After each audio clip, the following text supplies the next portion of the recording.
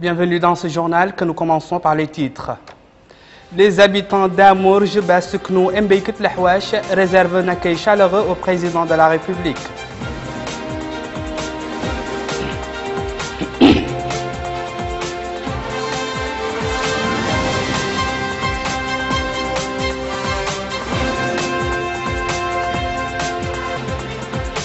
Le président de la République supervise à Mbeykit Lahwash l'inauguration de plusieurs projets de développement.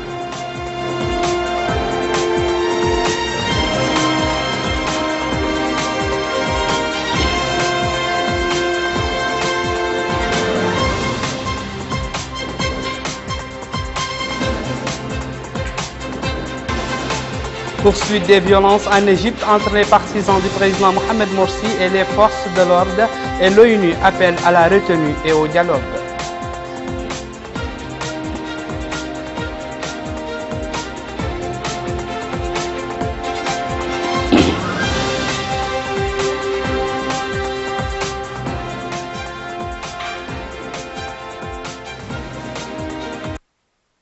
Mesdames et messieurs, bonsoir. Le président de la République, M. Mohamed Ould Abdel Aziz, a reçu cet après-midi un appel téléphonique du président de la République tunisienne, Monsef Marzouki.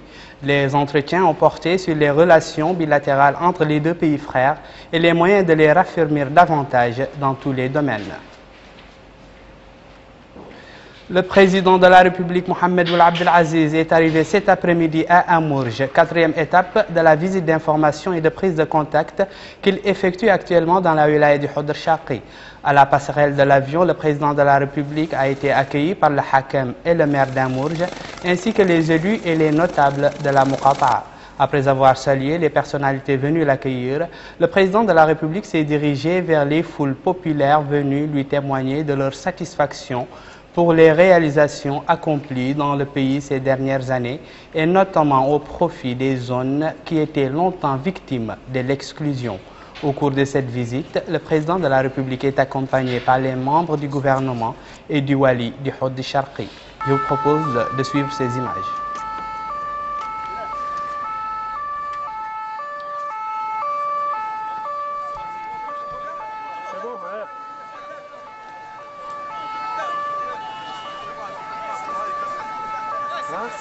ليك جاي هنا لين ما عندك ما فيش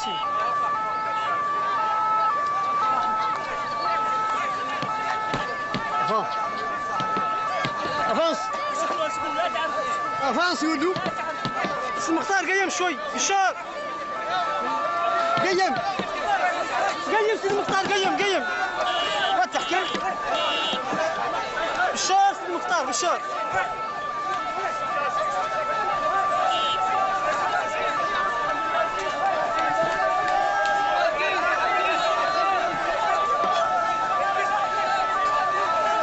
بشار قولوا بشار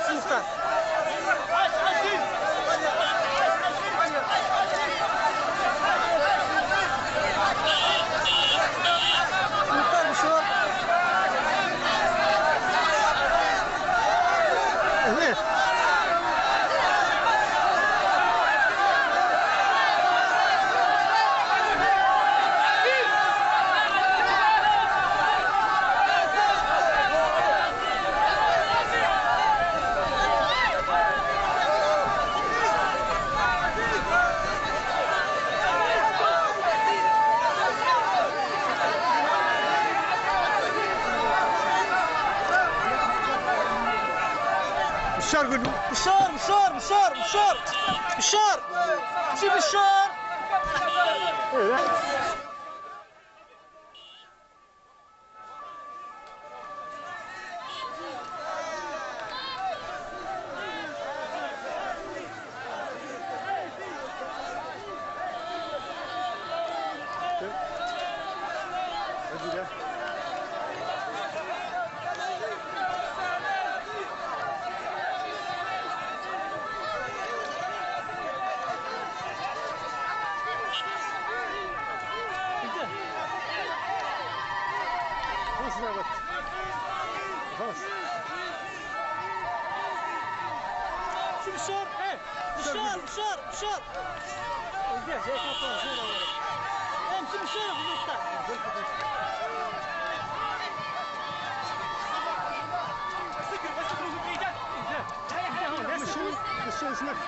بحال هكا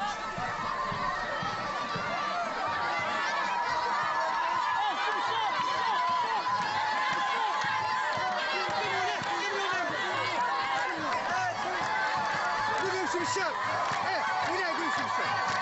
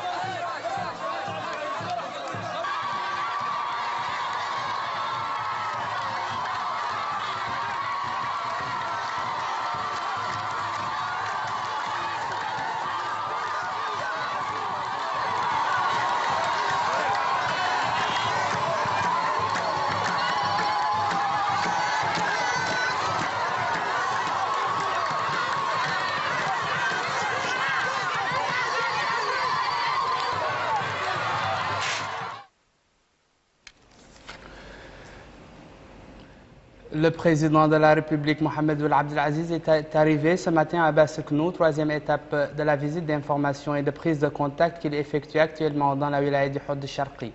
Le chef de l'État a été accueilli par le Hakam et le maire de Basseknou. Il a par la suite salué les élus, les autorités et les notables de la Muqata'a qui se sont massés très tôt à l'aéroport de la ville pour l'accueillir. À cette occasion, les habitants de Basseknou ont réservé au président de la République un accueil populaire, chaleureux et spontané. En scandant des slogans de soutien, le président de la République est accompagné au cours de cette visite par son directeur de cabinet et les ministres du commerce, de l'industrie, de l'artisanat et du tourisme, celui de l'équipement et des transports et celui de la santé.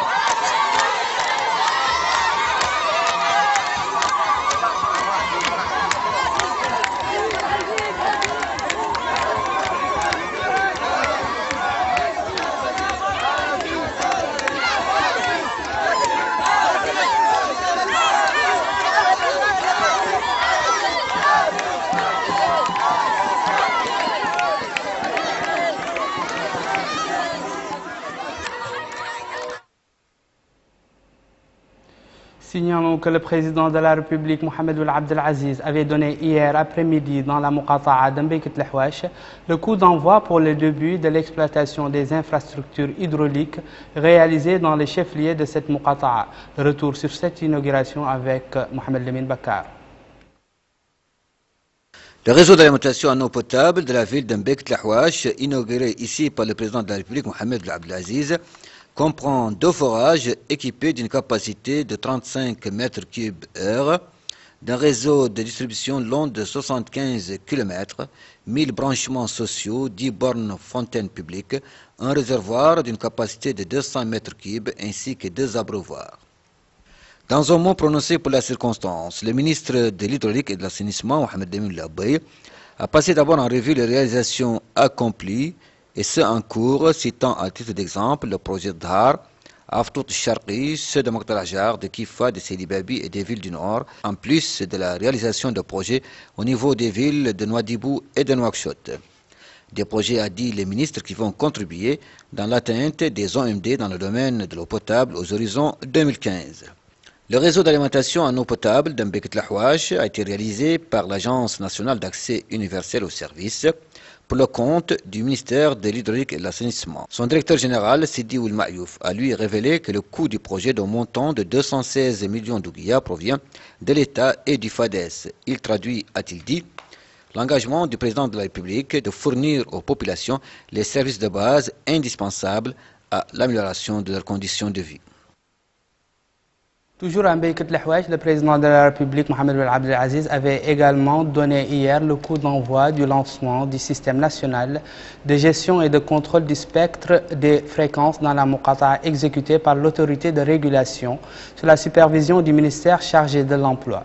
Le système vise à assurer du respect des obligations des exploitants dans le domaine de l'information, à examiner les plaintes émanant des utilisateurs et à appuyer les associations de protection du consommateur. Retour à notre envoyé spécial Mohamed Lamine Bakar.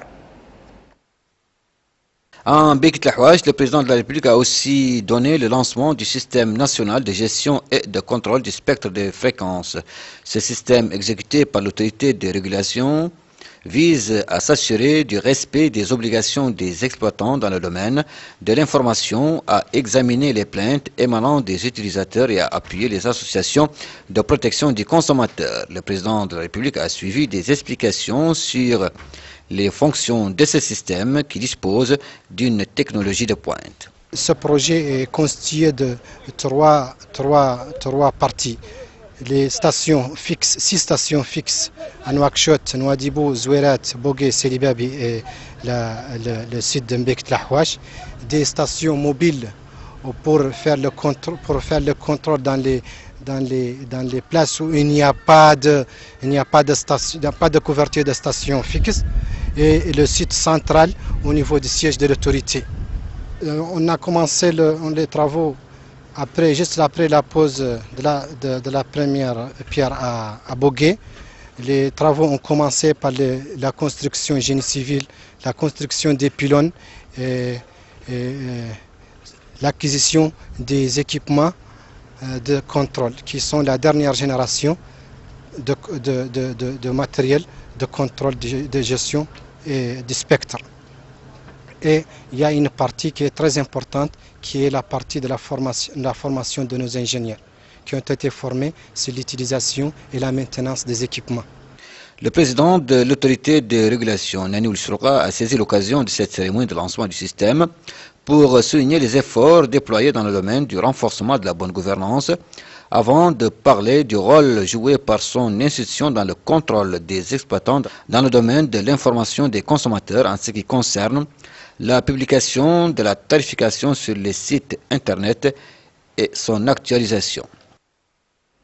Nous restons à Mbeket Lahouach où le président de la République a donné le coup d'envoi de la campagne de reboisement de la ville. Supervisant l'opération, le chef de l'État a planté les premiers arbustes de cette campagne et donné ses instructions aux services compétents pour qu'ils distribuent aux citoyens les arbustes, les arbres fruitiers ainsi que 100 fourneaux qui fonctionnent avec de l'énergie solaire au bénéfice des familles les plus pauvres. Il a aussi visité une des fermes de cette ville. Retour à Mohamed Lamine Bakar toujours.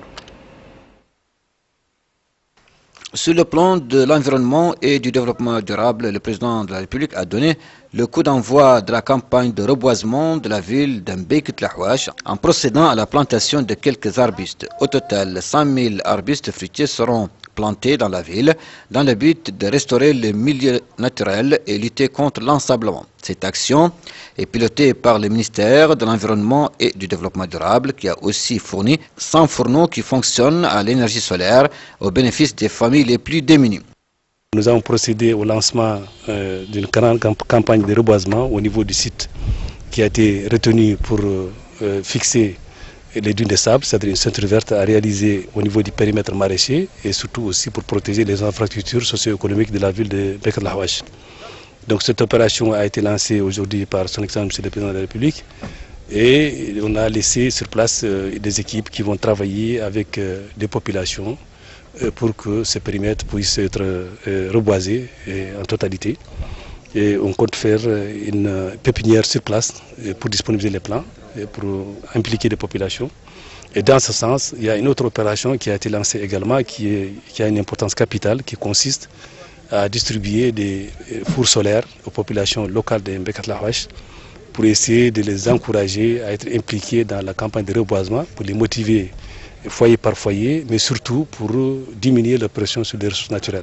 Comme vous le savez, ici, à Beker El Ahwash, les gens n'ont pas accès à l'eau, à l'électricité facilement, n'ont pas accès au gaz facilement, donc leur seul moyen pour l'énergie, c'est le bois de chauffe.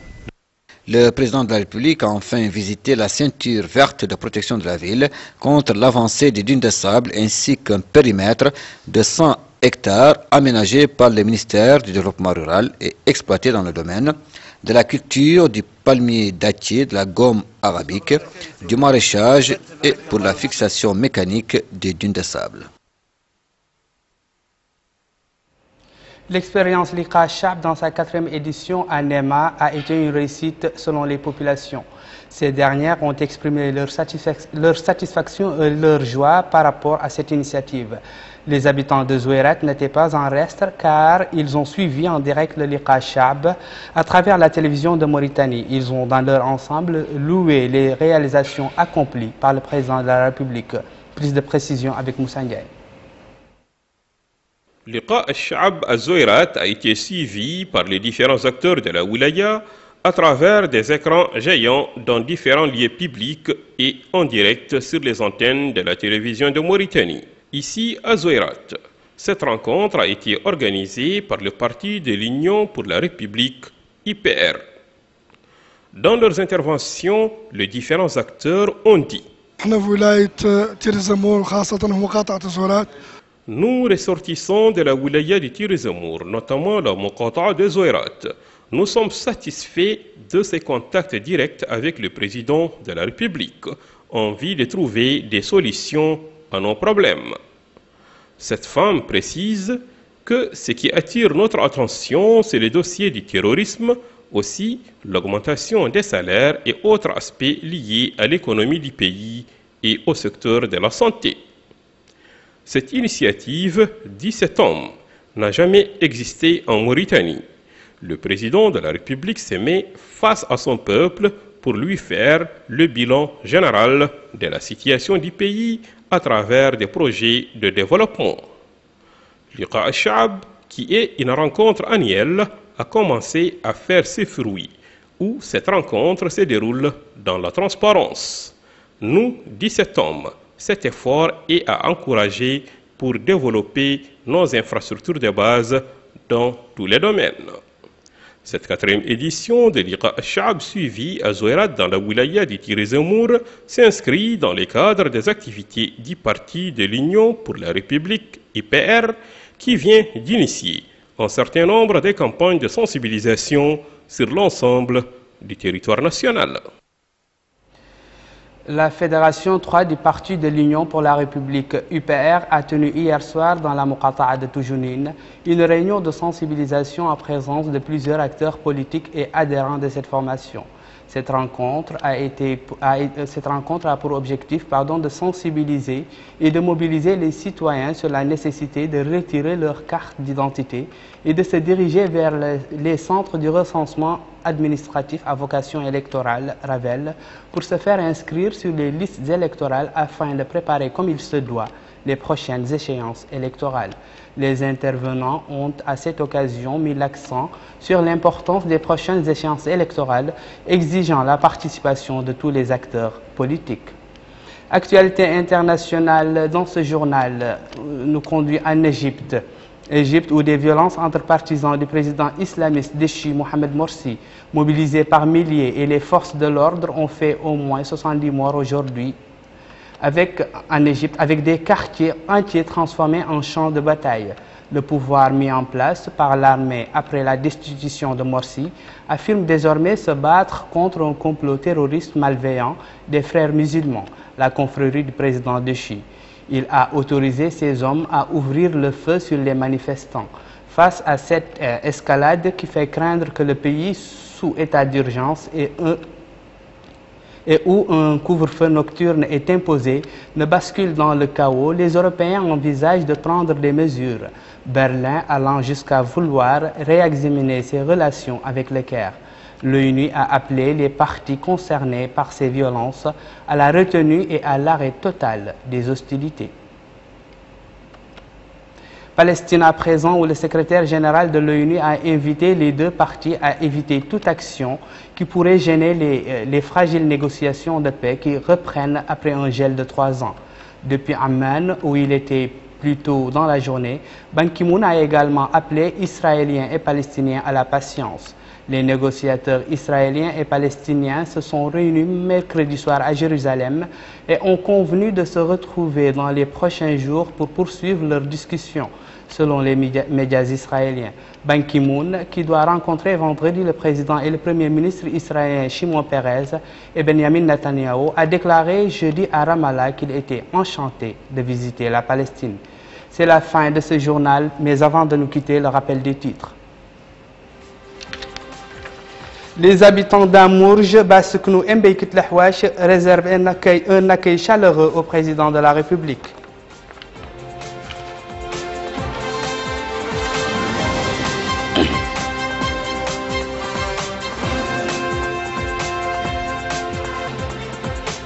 Le président de la République supervise en Mbeykit Lahouach l'inauguration de plusieurs projets de développement.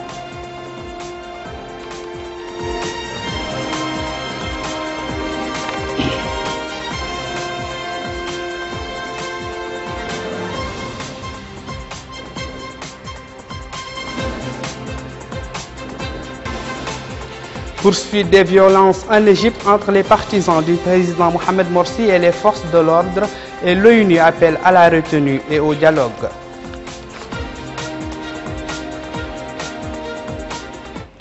Mesdames et messieurs, merci pour votre fidélité. C'est la fin de ce journal. Je vous souhaite bon week-end et au revoir.